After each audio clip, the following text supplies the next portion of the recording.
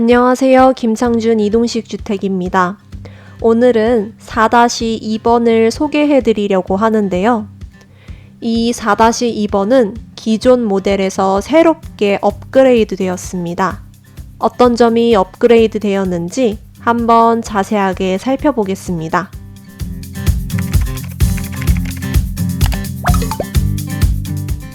업그레이드된 4-2번 모델의 외관은 기존 모델과 비슷합니다. 거의 똑같은 외관을 유지하고 있는데요. 크기는 가로 7m, 세로 3m 크기입니다. 외관 마감은 이렇게 서머 사이딩을 사용했습니다. 전면과 측 후면에 서로 다른 디자인의 서머 사이딩을 사용해 색다른 분위기를 연출했습니다. 서머 사이딩은 우레탄 단열재가 들어간 외장재이기 때문에 단열을 더 보강해주는 효과가 있습니다. 그리고 여기를 보시면 전면에 이렇게 현무암으로 포인트를 주었습니다. 이 모델의 벽 두께는 200T, 지붕 두께는 250T로 기존 모델과 단열이 똑같습니다. 그러면 어떤 점이 달라진 걸까요? 바로 높이가 더 높아졌는데요. 기존 4번 모델 시리즈는 이렇게 어닝을 달기가 어려웠습니다. 지붕의 높이가 낮아서 어닝을 달게 되면 이렇게 문을 열었을 때 어닝에 문이 걸리는 불편함이 있었습니다.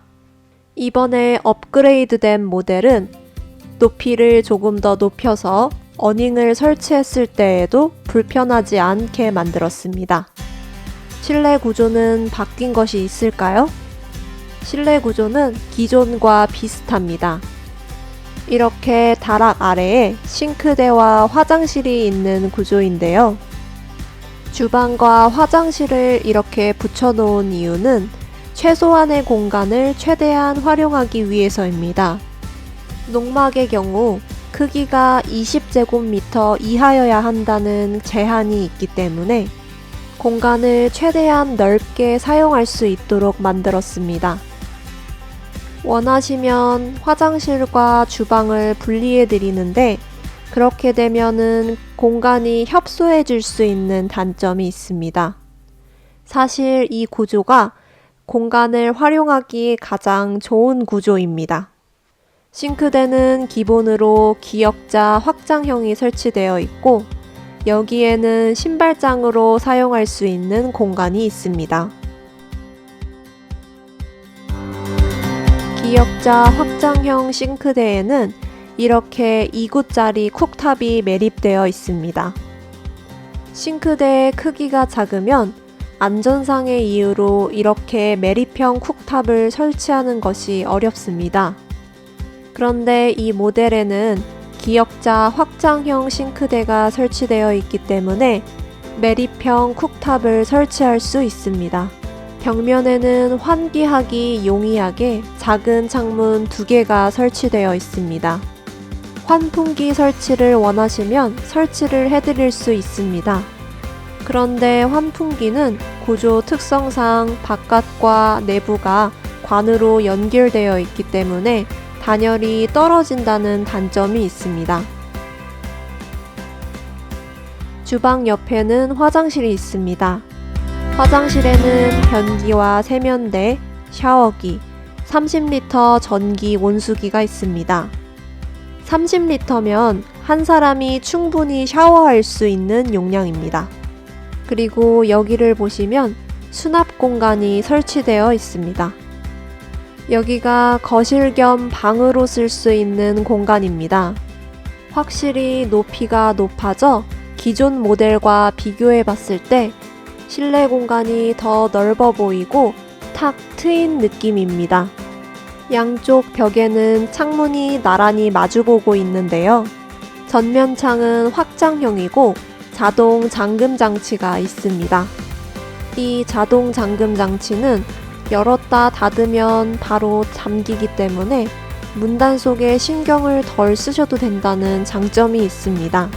혹시나 문단속하는 걸 잊어버릴 걱정을 덜 수 있죠. 설치된 창은 폐허 유리 이중창입니다.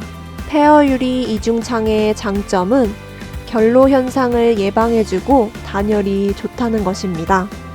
창호에도 등급이 있는데요. 22mm 폐허 유리에 가스를 넣거나 유리에 코팅을 하거나 해안창이 적용됐다면 1등급 창입니다. 해안창은 보시는 것처럼 바깥쪽과 안쪽 창틀의 높이가 서로 다른 창문입니다. 그렇기 때문에 모래나 벌레, 물이 안으로 들어오는 것을 방지해 줍니다. 창문의 크기는 변경이 가능합니다. 이렇게 전면창을 확장창으로 하실 수도 있고 작은 창문으로 하실 수도 있습니다. 확장창은 앞에 데크를 설치하신다면 창문을 통해 편하게 출입할 수 있다는 장점이 있습니다. 확장창이 아닌 일반 창은 창문 아래에 가구를 배치할 수 있다는 장점이 있습니다. 측면에는 픽스 창을 설치했습니다. 그리고 여기를 보시면 바 테이블처럼 사용할 수 있는 선반이 있습니다. 여기서 바깥 풍경을 구경하면서 차 한잔하면 정말 좋을 것 같네요. 실내 전체 마감은 원목 루바입니다. 원목 루바의 장점은 울림 방지, 전자파 차단 효과가 있습니다.